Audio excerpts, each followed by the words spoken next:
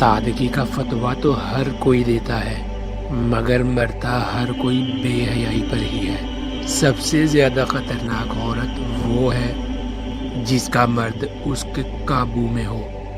اپنی بیوی سے محبت ہو جانا بڑھاپے کی نشانی ہے۔ عورت کو باحیا ہونا چاہیے۔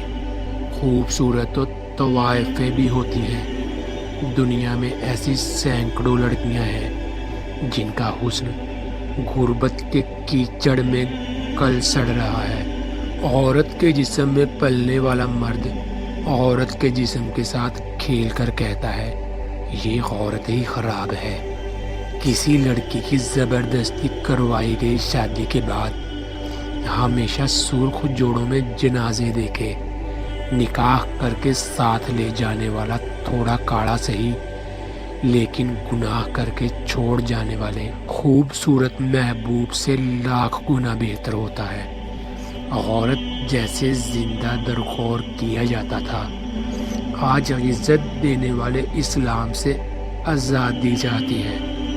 نسلی بکری کی کانوں سے اور خوبصورت لڑکی کے پاؤں سے پہچان کی جاتی ہے۔ مجھے عورت کو دیکھ کر بہت دکھ ہوتا ہے۔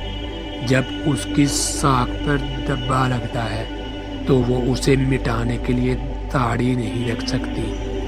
عورت نہ کہہ دے تو مطلب ہوتا ہے شاید، اور اگر شاید کہہ دے تو مطلب ہوتا ہے ہاں، اور اگر عورت ہاں کہہ دے تو سمجھ لیں وہ عورت نہیں۔ عورت کو ہر طرح کی بدنامی سے بچنے کے لیے ایک گھر کی ضرورت ہوتی ہے، اور مرد کو دن رات غلامی کرنے والے نوکر، اسے عورت سے بڑھ کر کوئی اچھا نوکر نہیں مل سکتا۔ اس لیے روٹی کپڑا منظور کر کے مرد یہ سودا قبول کر لیتا ہے، اور اسے ہمارے معاشرے میں بیاہ کے نام سے یاد کیا جاتا ہے۔ محبت میں سب طاقتیں ہوتی ہیں، بس ایک بولنے کی قوت نہیں ہوتی۔